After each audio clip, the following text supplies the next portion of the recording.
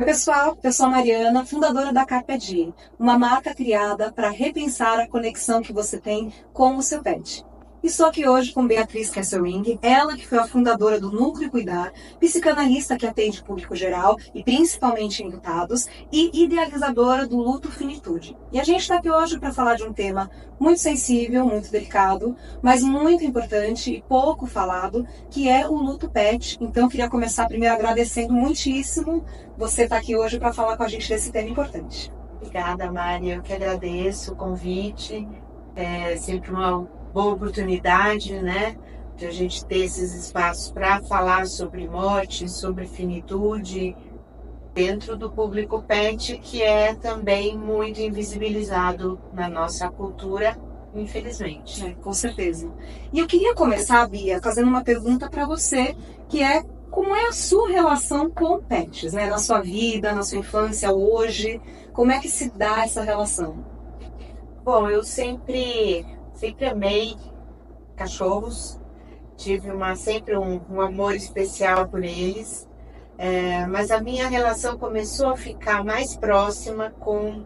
Agora a gente tem o Samuca, que daqui a pouco vai entrar aqui, e antes do Samuca a gente tinha o Flock, que viveu por 15 anos na minha família, foi uma alegria, e ele faleceu, né, já bem idoso, mas assim, eu acho que a gente viveu, e ele viveu com a gente também de maneira plena todo o tempo de vida dele.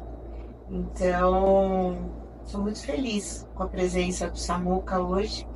Ele tem 3 anos, o cachorro foi adotado e ele veio pra gente filhote, ele tinha 3 meses.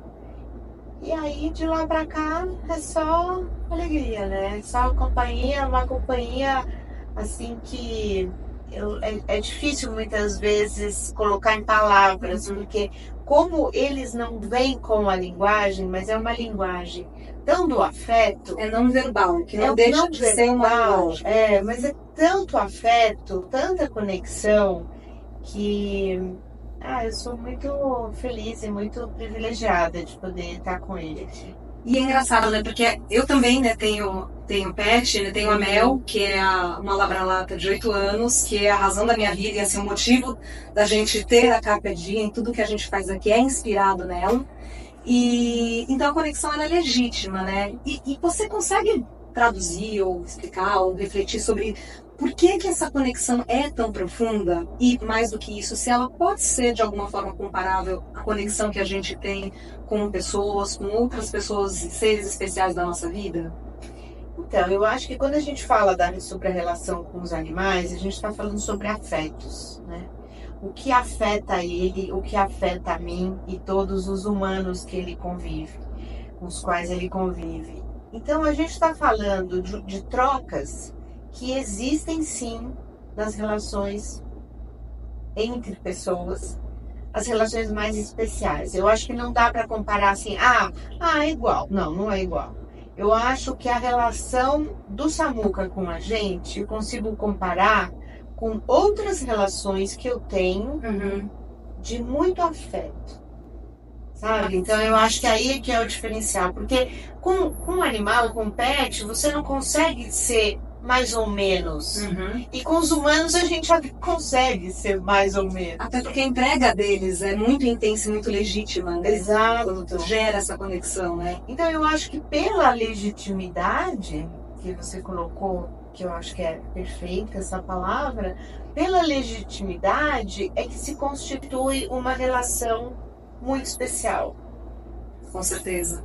E eu vou começar agora a entrar no tema realmente da nossa conversa, que é o luto, né? A gente está falando que é uma relação que é diferente, mas é tão especial quanto outras conexões que a gente estabelece. E aí, quando a gente fala da perda, você entende que a perda de um pet é diferente de outros tipos de luto? Se sim, como ou não? Então, de novo, vai depender da relação que o humano tem com esse pet, né? Se for uma relação de muita proximidade, de muita troca, de muita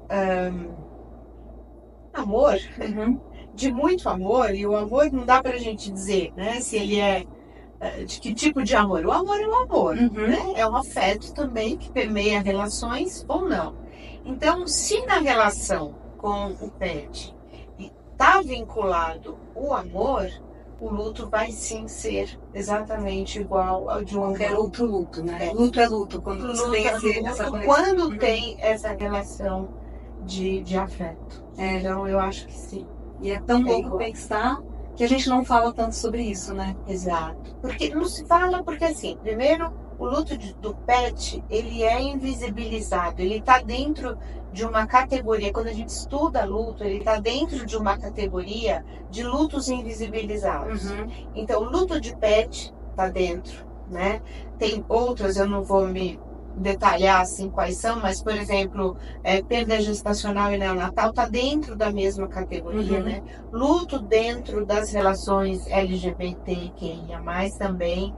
Então eu acho que não se fala por conta disso, dessa invisibilidade, né? Mas aí é que eu acho que é o desafio, porque se esse luto chega no humano, né? E claro que sim, vai chegar com intensidade, se a relação for legítima, como é que ele vai lidar com isso? Se não se fala sobre. Então, a gente tem que falar, não falar sobre, então... De alguma forma você vai estar processando isso, né? Você não processar é um jeito de processar, mas de um jeito com o qual você não vai lidar da forma adequada com todo o processo que isso precisa para ser realmente digerido, ressignificado, né? Se não é dentro da relação honesta, né? Sim. Se está fora de relações honestas, aí a coisa vai para um outro caminho. Bom, Bia, então como você falou, realmente, né, esse é um tipo de luto muito invisibilizado, né, dentro dos lutos que a gente discute. Então, realmente, talvez seja muito importante desmistificar esse tema, né? E falar disso exatamente para desmistificar. E aí, dentro desse ponto, você como especialista, uma pessoa que fala muito, trata muito pessoas enlutadas, o que você diria para alguém que está enfrentando o luto da perda de um animalzinho, do seu pet, desse melhor amigo, mas não se sente empoderada, né, para falar a respeito disso? Se sente julgada, ou sente medo de se sentir julgada, se sente culpada por não estar superando esse luto rapidamente. Então, o que você falaria? Então, essa coisa da morte, né, quando a gente pensa em... Acabei de perder um pet, né, ou alguém que a gente conhece acabou de perder um pet, querido, amado. A pessoa, ela muitas vezes ela vivencia com vergonha o luto, esse luto, porque ela entende que a sociedade vai o tempo inteiro tá falando para ela, mas não precisa ficar assim. É só um animal. Como que você tá assim? Ou falar pior, né? Ai, mas foi só o seu cachorro, tá tão triste, mas foi só o seu cachorro. Pega horrível, outro, né? Compra outro. É muito comum. Isso outro dia mesmo eu ouvi aqui perto, eu vi exatamente essa frase. Imagina, não vai ficar assim, né? Uma pessoa que voltou de uma viagem, estava fora de férias, voltou porque o cachorro faleceu, e o que eu ouvi de bate-pronto de uma pessoa que estava ao lado, assim, imagina, compra outro, pega outro. Né? E deixa mais dolorido, né? Deixa mais dolorido. Porque quando você fala... E assim, as pessoas que falam isso, que se posicionam dessa maneira, elas muitas vezes elas gostam tanto e amam tanto esta pessoa que perdeu o pet, ela não sabe o que falar, então ela fala dessa maneira, não é que quer maltratar ou que quer desconsiderar. Ela fala porque ela não sabe o que mais ela poderia falar. Talvez parecido quando tem alguém que está com uma depressão e a pessoa vira para você e fala, não, sai dessa, fica bem. Fica bem, fica bem, vai estar tudo bem. Sim, o falar o tá tudo bem mostra muito mais a angústia dessa pessoa que quer ver você bem, que quer te ver bem e que não dá conta desse tempo de tristeza.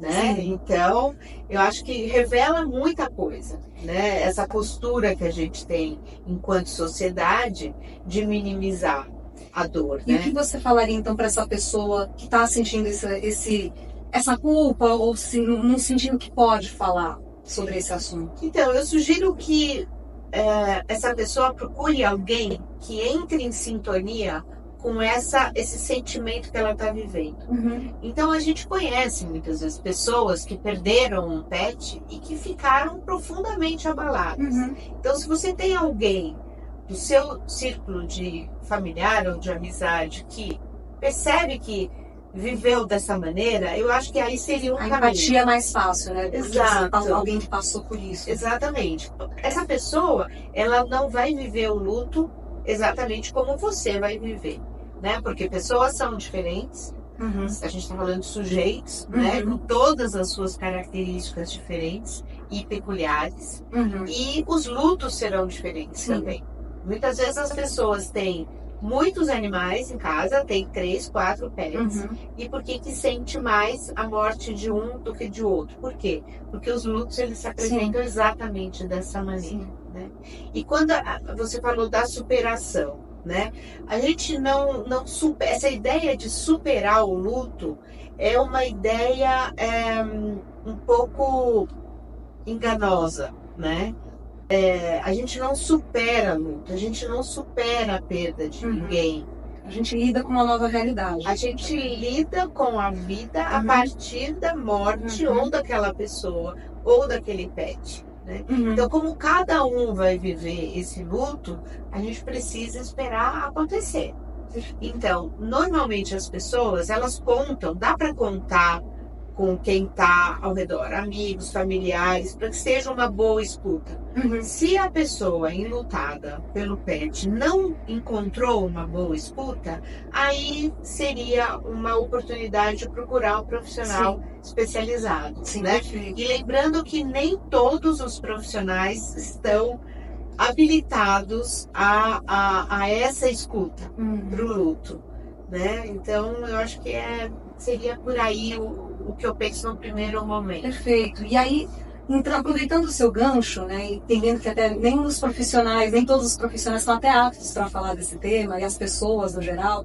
Então, o que você acha que a gente, enquanto sociedade, precisa fazer para poder falar mais abertamente disso, né, transformar isso num tabu menor e conseguir apoiar realmente essas pessoas que estão passando por isso?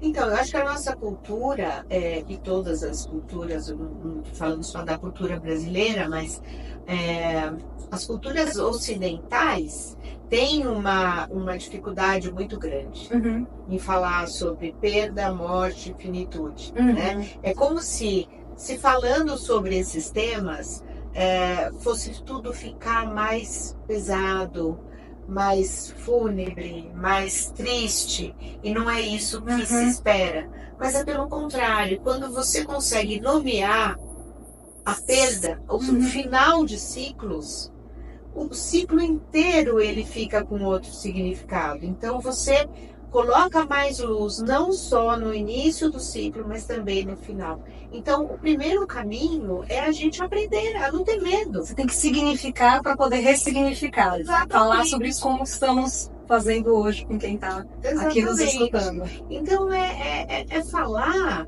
e falar. Talvez o desafio seja a gente aprender, e até eu estou dizendo para os profissionais também que estão aqui ouvindo, é a gente aprender habilidades, a gente adquirir competências para falar sobre esse tema de maneira mais leve. Não é porque eu estou falando de luto que eu preciso estar enlutada até fisicamente, né? Então, e a gente não aprendeu. Não, e até porque isso é uma coisa que a gente vive com a morte ao nosso lado, né? Uma certeza que a gente tem na vida é que a morte nos acompanha na jornada, né? Exatamente. E os pets, eles têm um tempo mais... um tempo menor, claro, de vida, podem ter, né? Porque também não dá pra gente dar grandes certezas sobre o tempo que o humano, o cuidador do pet, vai viver. Ele pode ir antes, sim, né? Mas eu acho que adquirir habilidades e competências enquanto sociedade para a gente falar sobre esse tema. Perfeito. Gostou do conteúdo? Não deixe então de curtir e de seguir a gente nas redes sociais da Carpet Diem. Até mais!